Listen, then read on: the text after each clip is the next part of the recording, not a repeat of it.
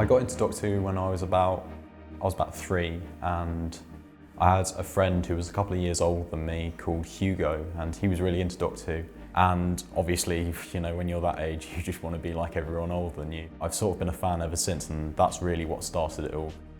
So originally I started watching Doctor Who when I was about 7 or 8.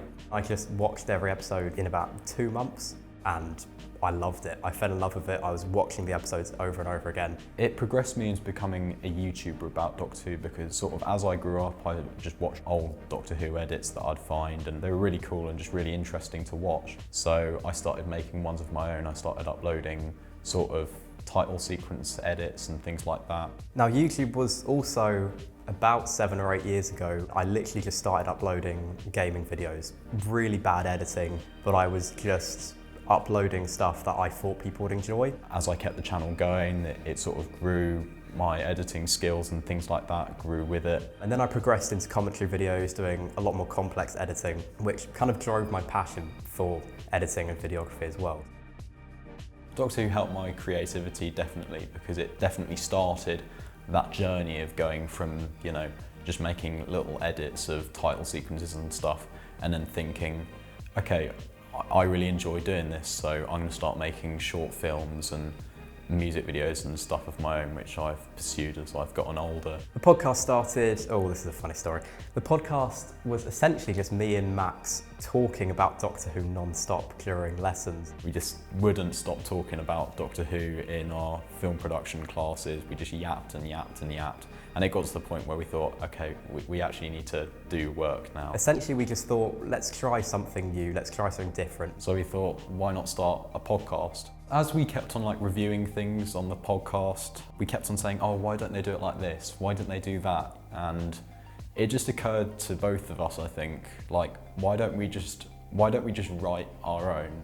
Writing is quite hard. Getting the ideas is fine, but actually turning it into a feasible episode. However, I really did enjoy being creative in a written way. Usually I'm doing stuff on my computer, editing, but being creative in terms of writing was actually quite enjoyable, something quite different for me as well. We felt that we could definitely approach a few subjects that haven't been approached before. It's always been something that I've personally wanted to do. I've always had ideas for it. It's a new way of filmmaking, because obviously we can't go out and film with Ncuti Gatwa. We've got to, you know, come up with a new way of doing it.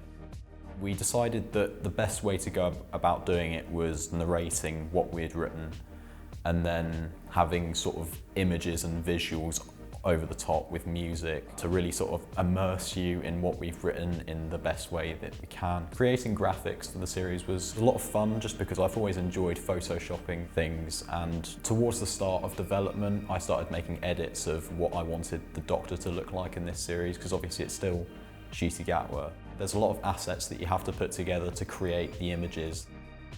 I think the main achievement is really just saying I've been able to do it. I tried something different, I tried something new, and it's something that I'd advise a lot of people.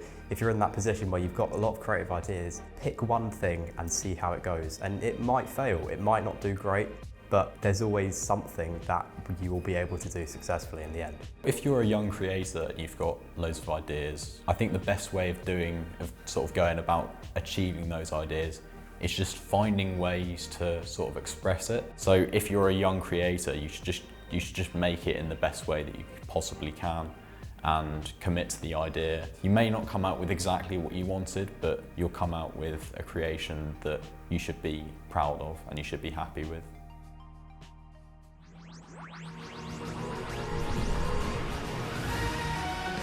It's coming out soon. We don't know exactly when. We're still working on it very hard. I assure you, you'll be very excited to see what we've done.